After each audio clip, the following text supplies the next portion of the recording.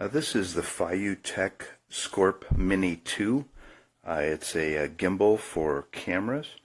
The particular model here is the mini model, so it's a little lighter and smaller weight than like the regular SCORP 2. But it's good for like smartphones or GoPro compatible cameras and some mirrorless cameras. You probably should check their website if you want to see if this would be compatible with your camera. And it does come with a lot of accessories here.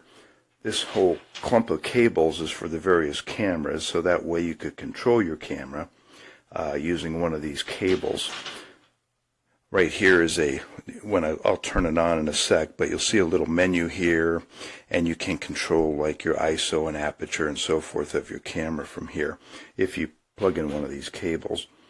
Here's a charging cable for it because it does require power, and some connectors here for like a GoPro or similar camera.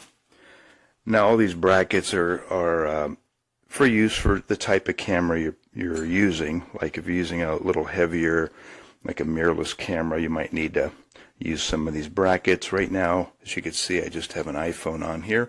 It does come with this grip, so you just snap it in. The iPhone's probably about the easiest thing to plug into this. That's all you need is just the grip here. Now I'm going to turn this on. The power's on the right side up here. Just hold it in and it'll fire up. And one thing you could do with this is it has like a kind of what they call auto tune, so it'll auto tune the motors. Now there is a little assembly. You have to slide in some brackets and you have to balance it. You unscrew the knobs and move the bars, and you want it to be kind of balanced like this. You don't want the camera tilting to one side or going forward or back, so you want to set it up to kind of look like this, and then the auto tune will tune the motors and what pressure the motors might need and the sensitivity. And now it's going to start vibrating here. You'll see it as it's tuning. So we'll just let that do its thing for a few seconds.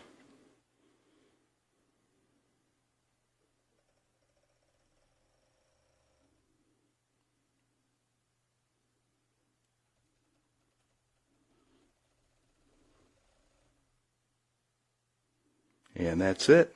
That's all you have to do to tune it up. And everything's on this little menu here. It's kind of small to see, but you could change the performance of this, how you want it to like pan or go up and down and so forth, and I could show that here. It does come with this tripod. You can unscrew it if you don't need it, but it makes a nice solid handle, and you have a little trigger up here as well and an adjusting knob. The knob lets you rotate it right and left. As you can see, if you press this button, it'll change it to different settings. You could have it go up and down, right or left, and so forth. Now let me show you here. As you can see, as my hand is moving around, it's trying to keep the camera steady, as long as I don't exceed it too much here. But as I move it back and forth and left and right, the camera stays steady. Now I could change that. Now it's going to allow it to look up and down. So it'll go right and left, and now up and down. And then they have what I call the crazy mode, where you could just do all sorts of things with it. It'll tilt right and left, it'll go up and down, it'll pan. So wherever your hand is going is where it's going to look. It's a very smooth transition. Or you could just lock it in place and it'll stay right there, right where you want to lock it, so you don't want much camera movement. And you can see I'm moving my hand all around, but the camera's staying still. So that's basically in a nutshell what a gimbal does.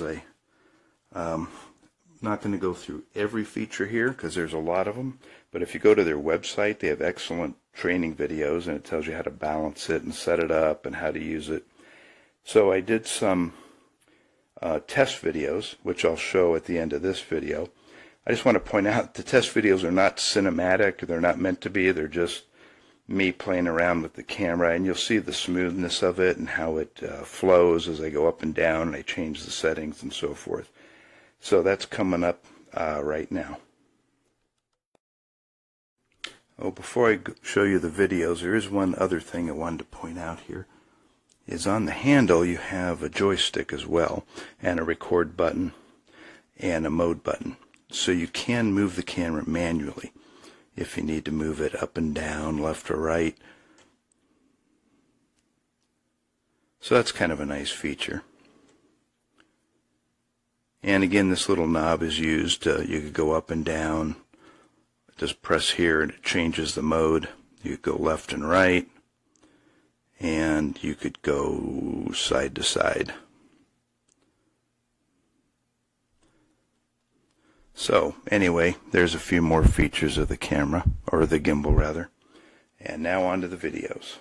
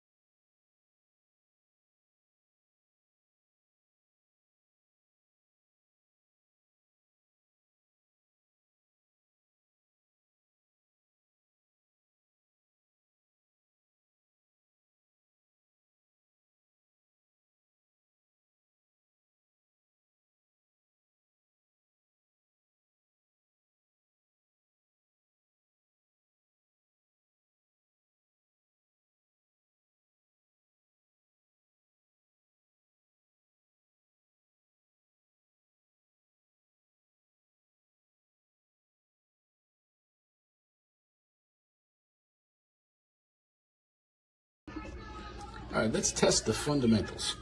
Can I move and the camera stays straight? Yes, that is the default setting. There's lots of other things you could change, but that's the most important one. Right? It just, you move, it stays. I'm moving, it's staying. Seems to be doing the right thing. Now I can also use the joystick and do a little pan. Do that. I can tilt. There's Batman cam, villain cam. And you can bring it down there. By default, it was nice and smooth, whatever way I want it to be. I could change it. I could do it with my thumb. All right, that's all good. And it's back to this. Look at that. It does a great job. I love this thing. I can go running around now, and it'll do a great job.